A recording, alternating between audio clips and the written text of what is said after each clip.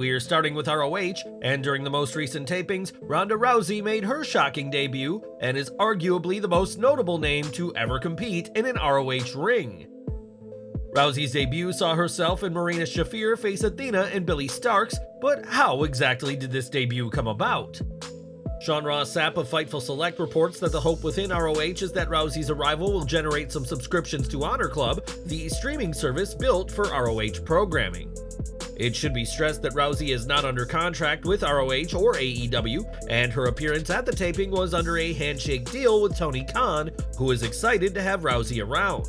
On Twitter, Khan didn't mention Rousey by name, but said that the taped match had justified holy shit chants when Shafir introduced her hand-picked partner for the match. Speaking of Shafir, Fightful adds that Rousey's 3 matches since leaving WWE have been because she wanted to team with Shafir, something that she never did while competing in WWE. It was also noted that Rousey was never considered to be the mystery Full Gear signing, and the baddest woman on the planet was thrilled with how the match went. PW Insider reports that Rousey seemed very happy with how her ROH debut went, and given the photos with fans she took, everyone enjoyed her surprise arrival. Rousey's ROH debut is expected to be broadcast next week on the Thanksgiving episode of ROH TV, and we'll have to see if more ROH appearances are in store for Ronda Rousey. Full Gear now, and in possibly the most definitive victory over Jon Moxley we've ever seen in AEW, Orange Cassidy retained the International Championship and left no doubt as to who the better man is. Cassidy absorbed every ounce of pain Moxley was able to give before bloodying the challenger and rocked Moxley with 6 orange punches before finishing him off with a beach break. It was an appropriate conclusion to a story that has gone on for months and a defining moment in the career of Cassidy, and having Moxley lose so decisively was a treat for fans.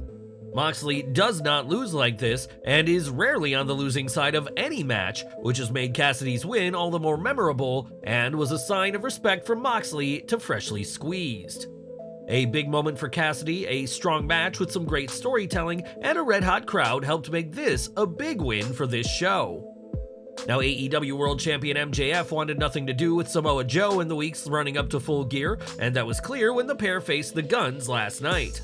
Putting the ROH World Tag Team titles on the line, MJF didn't want to tag Joe and turned his back on him at one point before realizing he'd need the Destroyer if he wanted to retain the titles.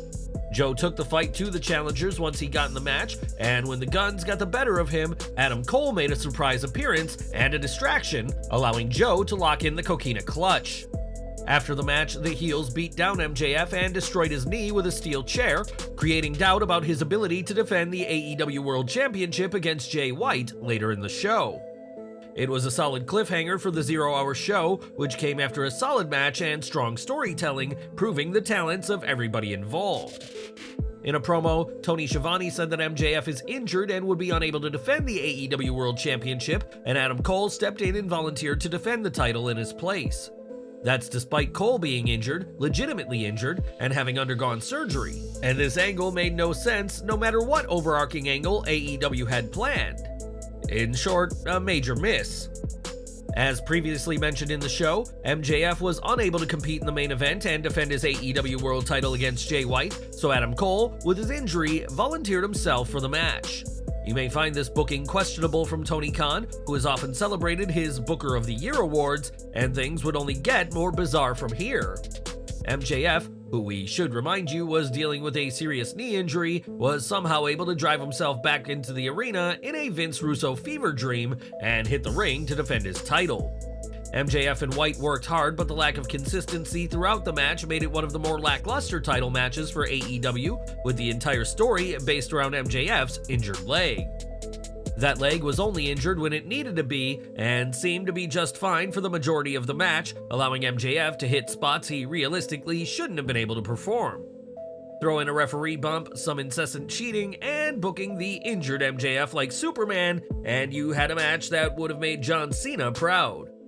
As if that weren't bad enough, Jay White must be the biggest loser in AEW, as the fresh, hungry challenger couldn't beat a one-legged champion who had already competed mere hours earlier. This main event was a jumbled mess that was needlessly overbooked, and with the earlier segments, the wheels had started coming off the cart long before the main event match begun. MJF is a great pro wrestler, but he doesn't need hopelessly overbooked messes like this to stay over with fans. And what he needs is for AEW to avoid the booking tropes that led to fans turning on other faces, namely in WWE. MJF also needs quality heels to work with, something White no longer is after failing to win what should have been a cakewalk for him, and that's without mentioning White's cheating in the match. Jay White couldn't beat a one-legged, exhausted man even after using the AEW World Championship as a weapon and having the chance to do the same with the Dynamite Diamond Ring. It was horrendous booking of White, which was the culmination of an unnecessarily complicated show-long storyline, with the illogical decision to allow Cole into the mix finalized with inconsistent selling from a champion who is usually smarter than this. On a positive, the crowd was hot, but too much of this bad booking and even AEW's most faithful will turn on this storyline. We've got some unfortunate news regarding Nick Hogan, as the son of Hulk Hogan has been arrested on DUI charges. In police records, Nick Hogan was arrested in the early hours of Saturday morning in Clearwater, Florida, and police booked him in on suspicion of driving under the influence. The exact circumstance leading to his arrest are unclear, but Hogan allegedly refused to submit a sobriety test, and this isn't his first run-in with the law.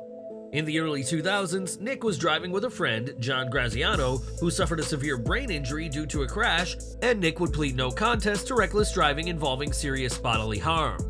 That case would see Nick serve 8 months behind bars, and the Hogan family be sued by the Grazianos and pay an out-of-court settlement of an undisclosed figure.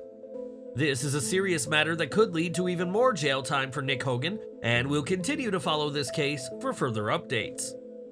Unfortunately, Nick Hogan isn't the only name associated with wrestling to be arrested recently, as former WCW star Buff Bagwell has also been arrested on a DUI charge. The Georgia Gazette reports that Bagwell was arrested on November 16th for both DUI and speeding, which are both misdemeanors in the state. This is especially tough as Bagwell has been working on his sobriety and was making strides in that direction, but this news comes months after he was arrested for DUI back in July of this year. Bagwell was once part of the NWO and had a much maligned match on WWE Raw in 2001, and we'll also follow his situation in the weeks to come. More from Full Gear as Claudio Castagnoli defeated Buddy Matthews in a meeting of two impressive AEW talents, but the "We Want Mommy" chants showed that the crowd in the Kia Forum were hardly invested. The match did nothing to further any ill will between the BCC and the House of Black, but it did provide a preview of the excitement to come later in the show, despite the chants from fans. This chant should be an indictment on AEW's creative team for not giving fans a reason to care about Matthews outside of his spot in the House of Black. But will his creative change after this match? After Tony Khan teased a major signing that would be revealed at Full Gear, fans were excited to see who it would be, and the reports in the days prior turned out to be true.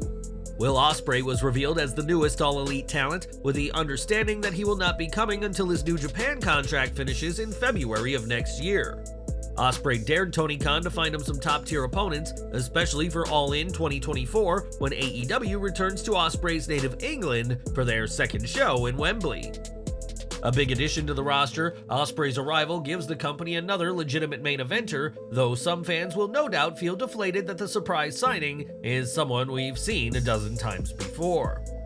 Whether Ospreay lives up to the hype, both of his own and of AEW's doing, that remains to be seen, but the aerial assassin could indeed have a very bright future in AEW. But what do you think? Are you excited to see Ospreay under contract, or would you have preferred somebody else? Let us know in the comments. In what will likely be the climax of their intensely personal rivalry, Hangman Page and Swerve Strickland settled the score in a Texas death match and in one of the most gruesome matches in AEW history. When you consider the amount of blood that's been shed in AEW in the past, that's quite the claim, and the story was that Page was vengeful and looking to punish Swerve for invading his home and threatening his family. The crowd cringed every time the cameras focused on the crimson masked faces of the competitors, reacted for every high spot, and chanted, "This is awesome," even if it was not exactly awesome. Brian Cage tried to interfere but paid for it, and Page got his revenge on Prince Nana by putting him through a table before Strickland's use of a cinder block and steel chain got him the win. The match followed a descent into blood and viscera, but the use of a staple gun early into the match seemed totally unnecessary and needlessly cringeworthy. The same story could have been told without crossing the line into tastelessness, and the opening minutes of the match flirted with it on more than one occasion. On a positive, Swerve Strickland is a made man, as fans were already behind him before, and are now even more so after his victory over the Cowboy. If this was Strickland's Steve Austin at WrestleMania 13 test, he passed with flying colors and could easily be a future AEW World Champion. The Golden Jets were able to defeat the Young Bucks in an emotional tag team match, earning the AEW World Tag Team title opportunity previously held by the Bucks. A post-match fit and refusing a sign of respect helped demonstrate the heel role the Bucks are going in, and could an alliance with Don Callis be on the horizon? Now, Sheamus has been out of action with a shoulder injury since August, but fans may be seeing the Great White back in the ring very soon.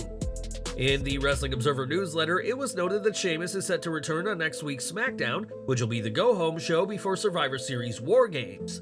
Sheamus' return on such a pivotal show has led to speculation that he could be the fifth man on the men's babyface War Games team if Randy Orton is unable to return to the ring after all. If Orton can't make the match, then Sheamus would be an excellent fifth man, especially as the Judgment Day's fifth man will reportedly be Drew McIntyre, someone Sheamus has history with. Sheamus' contract with WWE will expire next year, and a high-profile return like this could help convince him to re-sign, and expect the Celtic Warrior next week on Friday Night SmackDown. On SmackDown, Becky Lynch was revealed as the fourth woman on the face team for War Games, where she'll align with Bianca Belair, Shotzi, and her former friend and rival, Charlotte Flair.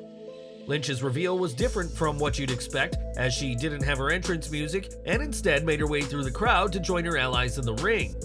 In footage shared to Twitter, fans can see Lynch make her way through the crowd as certain members of the WWE Universe saw what was coming before she got into the ring.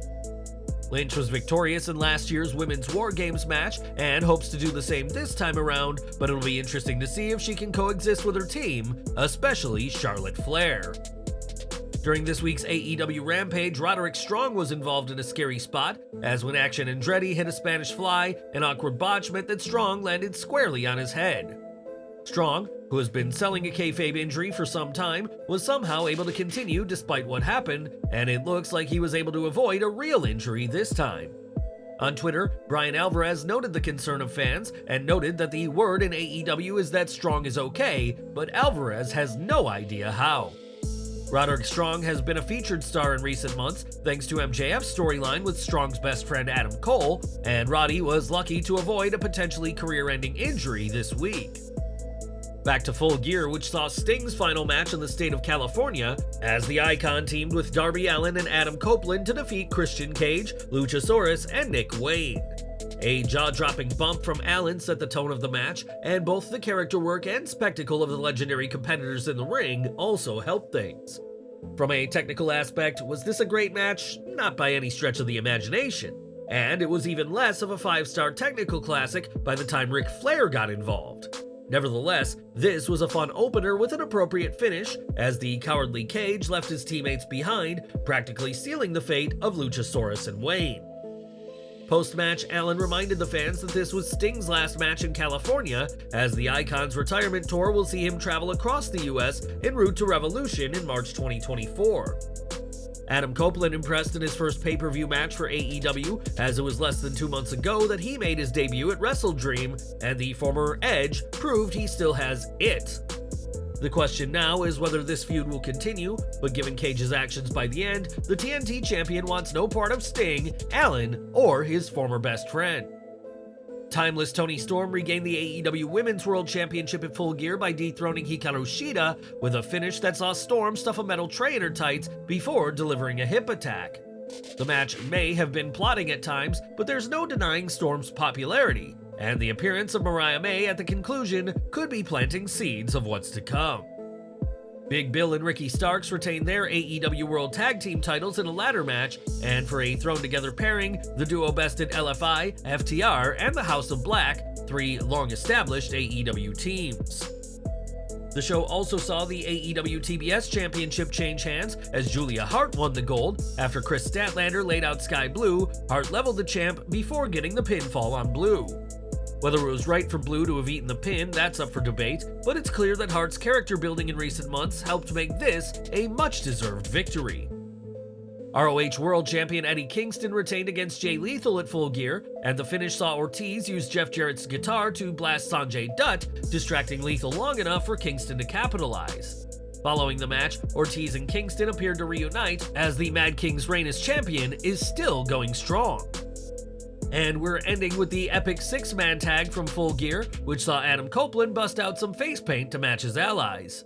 The match also saw Darby Allin bust out some profanity, as during the match he said, "Turn that shit up" for Sting, which got a big pop from the crowd. Allin has been aligned with Sting for some time, though the Icon will retire from wrestling at Revolution 2024, and it's clear that Darby wants to give the Stinger an appropriate send-off.